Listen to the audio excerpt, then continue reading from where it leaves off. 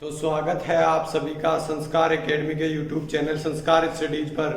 आज 11 जून 2020 को current affairs का नया सेशन स्टार्ट कर रहे हैं। देखिए फर्स्ट क्वेश्चन से पहला क्वेश्चन है, एशियन महिला कप फुटबॉल 2022 की मेजबानी कौन करेगा। तो एशियन महिला कप जो फुटबॉल का होगा 2022 का, उसकी मेजबानी हाल ही में भारत को सौंपी गई है। ठीक है, भारत उसकी मेजबानी करेगा। नेक्स्ट क्वेश्चन देखिए, कर्नाटक के किस स्टेशन पर दुनिया का सबसे बड़ा प्लेटफॉर्म बनाया जा रहा है। तो दुनिया का सबसे बड़ा जो प्लेटफॉर्म है वो कर्नाटक के हुबली स्टेशन पर बनाया जा रहा है। ठीक है, हुबली, इसका आंसर क्या हो जाएगा, हुबली। अब बात करूं कर्नाटक की, तो कर्नाटक की राजधानी क्या है, तो बेंगलुरु। बेंगलुरु कर्नाटक की राजधानी है और यहाँ के जो मुख्यमंत्री हैं वो बीएस येदुरप्पा यहाँ के मुख्यमंत्री, और वजुभाई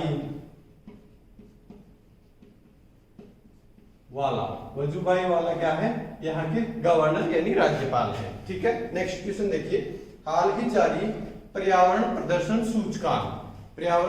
सूचकांक में प्रथम स्थान किस देश ने प्राप्त किया है। तो पर्यावरण प्रदर्शन जो सूचकांक है वो हर 2 साल से जारी किया जाता है। पर्यावरण के प्रति जागरूकता को लेकर जिस देश ने उत्कृष्ट अच्छा प्रदर्शन किया है उसको इसमें प्रथम स्थान दिया जाता है। तो जो पर्यावरण प्रदर्शन सूचकांक है उसमें पहला जो स्थान प्राप्त किया है वो डेनमार्क ने किया है।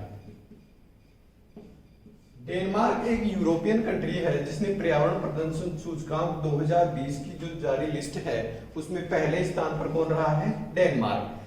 अगर टॉप 3 की अपन बात करें तो पहला हो जाएगा डेनमार्क, दूसरा जो है वो लग्जमबर्ग, ठीक है, और तीसरा जो है वो स्विट्जरलैंड। ठीक है, तो ये 3 टॉप कंट्रीज हैं। ठीक है, कुल जो देश थे, कुल देश 180 देशों की ये लिस्ट जारी हुई है जिसमें भारत का स्थान 168वां है, यानी 168 ये भारत का स्थान है। तो इस सूची के आधार पर देखें तो देखा जा सकता है कि पर्यावरण की सतर्कता को लेकर भारत का स्थान बहुत ही खराब है, खराब प्रदर्शन भारत का रहा है। ठीक है, डेनमार्क की मैं बात करूं तो डेनमार्क की राजधानी क्या है,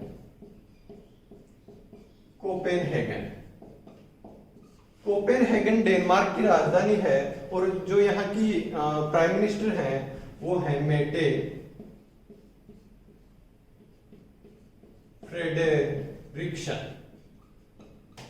फ्रेडरिक्सन यहाँ की प्रधानमंत्री हैं। ठीक है, तो ये भी आपको याद रखना है। नेक्स्ट क्वेश्चन देखिए, भारत सरकार ने BS6 श्रेणी के वाहनों पर किस रंग की पट्टी लगाना अनिवार्य किया है। तो देखिए BS6 अभी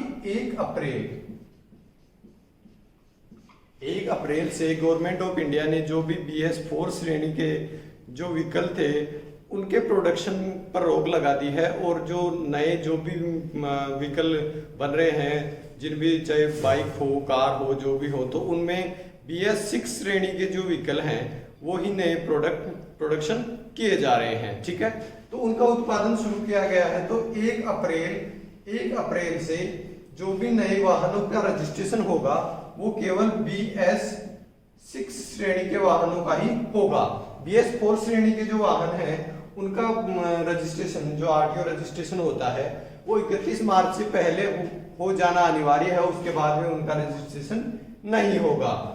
तो BS6 देखिए क्या है, तो भारत स्टेज 6 यानी एक ये 6वीं स्टेज है। तो इसमें क्या है, जो भी व्हीकल है उनमें कुछ इंप्रूवमेंट किए गए हैं, जैसे कि एक तो प्रदूषण कम हो, प्रदूषण को लेकर पॉल्यूशन कम से कम हो, माइलेज उनका अच्छा रहे।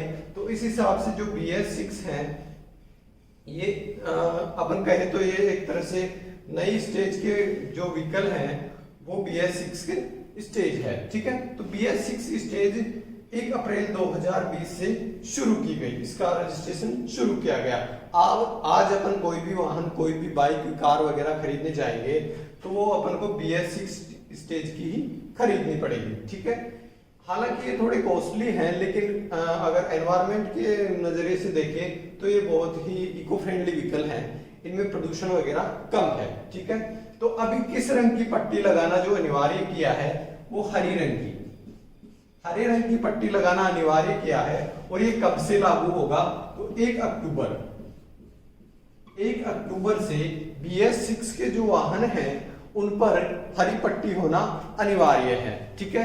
अभी क्यों लगाया गया है, क्योंकि जो प्रदूषण को लेकर जागरूकता के लिए ये हरी पट्टी लगाई जा रही है। और एक दूसरा कारण क्या है, जो BS6 के जो भी वाहन हैं उनको अलग से पहचानने में आसानी होगी, इसलिए ये ग्रीन पट्टी कंपलसरी की गई है, ठीक है। तो ये कब से शुरू की जाएगी, 1 अक्टूबर 2020 से, ठीक है। नेक्स्ट क्वेश्चन देखिए, उत्तराखंड के मुख्यमंत्री ने किस शहर को ग्रीष्मकालीन राजधानी घोषित किया है। देखिए, उत्तराखंड के मुख्यमंत्री ने अभी हाल ही में एक शहर है जिसका नाम है गैरसैंण एक शहर है उत्तराखंड का, उसको ग्रीष्मकालीन राजधानी घोषित की है, ठीक है। अब उत्तराखंड के मुख्यमंत्री कौन है, तो उत्तराखंड के मुख्यमंत्री हैं त्रिवेंद्र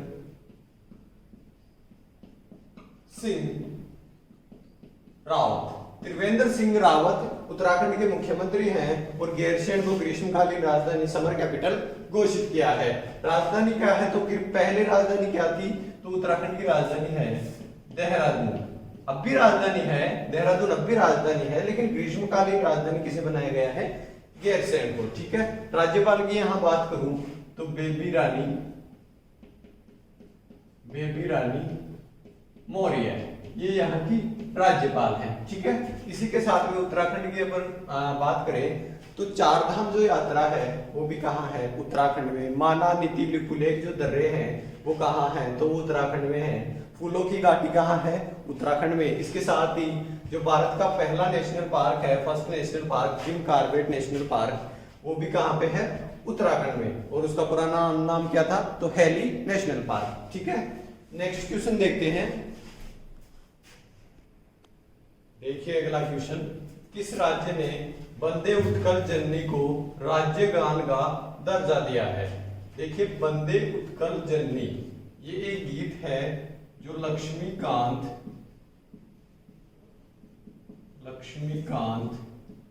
महापात्रा एक कवि थे जिन्होंने 1912 में लिखा था, ठीक है।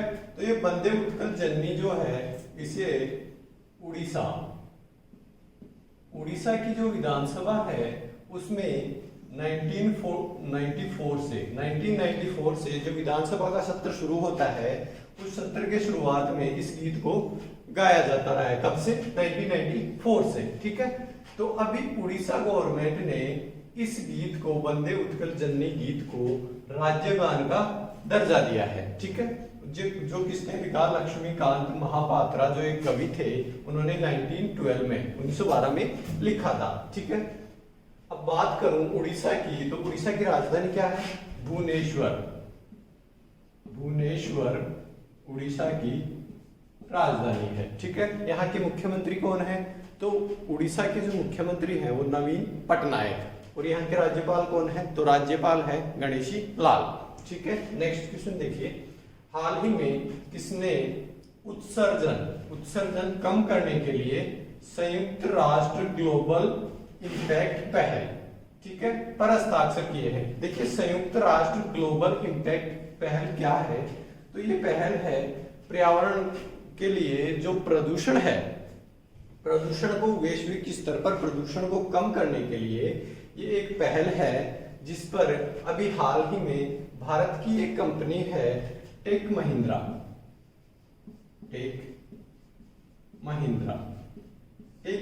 ने इस पहल पर हस्ताक्षर किए हैं, ठीक है। यानी टेक महिंद्रा ऐसे व्हीकल बनाएगा, ऐसे वाहन बनाएगा जो प्रदूषण का कम से कम उत्सर्जन करे, ठीक है। तो इस पहल पर अभी हस्ताक्षर किए हैं टेक महिंद्रा ने। ठीक है, टेक महिंद्रा भारत के एक व्हीकल मैन्युफैक्चरर कंपनी है जिसकी स्थापना 1986 में हुई थी। ठीक है, 1986 में हुई और इसका मुख्यालय जो है वो पुणे महाराष्ट्र में है और इसके जो चेयरपर्सन है वो आनंद महिंद्रा है। ठीक है, नेक्स्ट क्वेश्चन देखिए, हाल ही में ई शॉप प्लेटफॉर्म किसने लॉन्च किया? तो ई शॉप प्लेटफॉर्म जो है वो हीरो मोटोकॉर्प ने अपना एक ऑनलाइन ई शॉप प्लेटफॉर्म लॉन्च किया है। ठीक है, इसमें क्या है कि आप हीरो की वेबसाइट पे जाके, हीरो मोटोकॉर्प की वेबसाइट पे जाके डायरेक्ट वहां से कोई भी बाइक वगैरह परचेज कर सकते हैं। ठीक है, तो ये ई शॉप प्लेटफॉर्म अभी हीरो मोटोकॉर्प ने लॉन्च किया है। हीरो मोटोकॉर्प एक बाइक मैन्युफैक्चरिंग कंपनी है, इसकी स्थापना 1984 में हुई थी। इसका मुख्यालय नई दिल्ली में है। ठीक है, नई दिल्ली में इसका मुख्यालय है और इसके जो चेयरपर्सन हैं वो पवन मुंजाल हैं। ठीक है, नेक्स्ट क्वेश्चन देखिए, राज पोर्टल, अभी हाल ही में राज पोर्टल का शुभारंभ किसने किया? देखिए राज पोर्टल क्या है, तो प्रवासियों को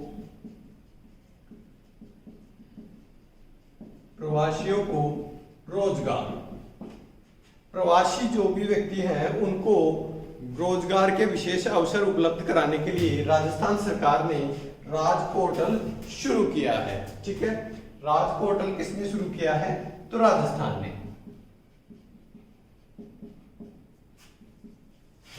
ने राज पोर्टल शुरू किया है।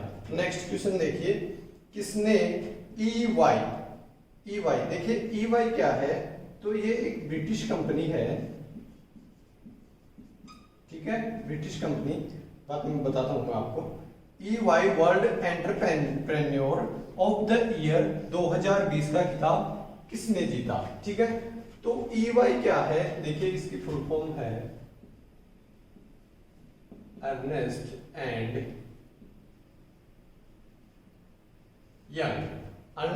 यंग। EY की फुल फॉर्म है, ये एक ब्रिटिश कंपनी है और ये उन उद्यमियों को एक अवार्ड देती है जिन्होंने प्रत्येक वर्ष में एक अपने क्षेत्र में बेहतर प्रदर्शन किया हो, तो उनको ये एक अवार्ड देती है जिस अवार्ड का नाम रखा गया है EY world entrepreneur of the year. तो ये अभी 2020 का दिया गया है, तो 2020। ठीक है, तो ये खिताब किसने जीता है अभी? तो किरण मजूमदार शो जो है वो बाइकॉन इंडिया की एक फार्मेसी कंपनी है, उसकी चेयरपर्सन है किरण मजूमदार शो और उन्होंने ये EY world entrepreneur of the year 2020 का खिताब जीता है।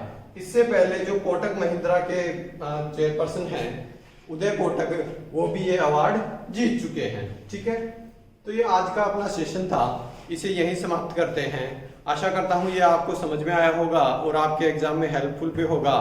तो इसी तरह पढ़ते रहिए और आगे बढ़ते रहिए। Thank you.